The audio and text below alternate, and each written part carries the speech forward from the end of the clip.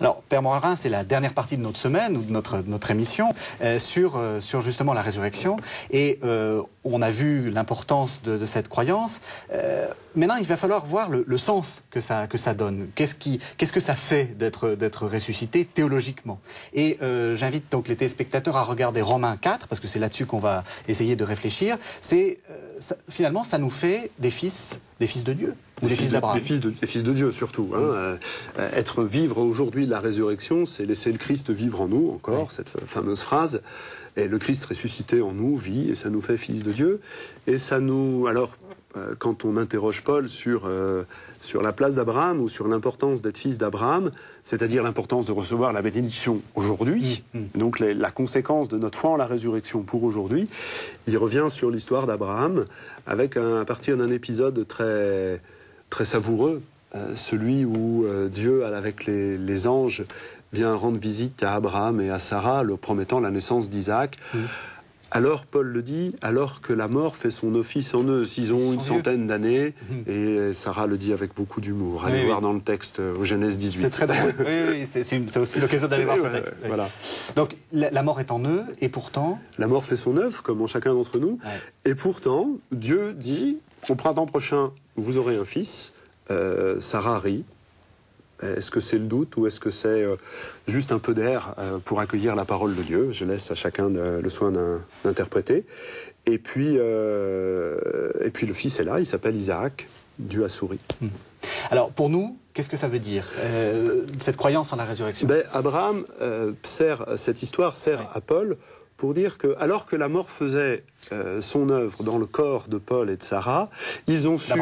D'Abraham, pardon. Il fait aussi son œuvre dans le corps de Paul. Pardonnez-moi. Abraham a été capable d'accueillir la parole, espérant contre toute espérance. Je crois que c'est cette très belle phrase qu'on peut retenir. Et il dit un peu plus loin dans la lettre aux Romains, « Et l'espérance ne trompe pas ». Et je crois que les croyants en la résurrection, les disciples de Jésus font cette expérience, que l'espérance ne trompe pas, et on peut espérer contre toute espérance. Alors il fait un bel anachronisme. Il essaye de nous dire, mais il sait que c'est pas vrai, mais voilà, que finalement, avoir la foi d'Abraham, qui espère contre toute espérance, et croire en Jésus ressuscité, mort et ressuscité, c'est la même chose, c'est la même foi. Alors peut-être que pour bien comprendre, il faut faire la distinction très classique et très traditionnelle que nous offrent les pères de l'Église entre la foi comme contenu, je crois que Jésus est le Fils de Dieu et qu'il est ressuscité, et la foi comme attitude, comme disposition. Alors Abraham a cette disposition. Et la mort et la résurrection de Jésus sont là comme un contenu à croire, comme une personne à croire, comme un roc, le Christ, un rocher sur lequel s'appuyer pour pouvoir laisser Dieu créer en nous cette disposition, cette attitude qui était celle d'Abraham, espérant contre toute espérance.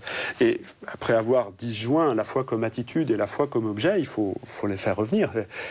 L'espérance de la vie éternelle, l'espérance d'une résurrection universelle, c'est bien l'objet de la foi que Jésus vient susciter en nous. C'est pas l'espérance du désespoir. Espérer contre toute espérance, c'est pas je crois, mais en réalité, je crois malgré tout.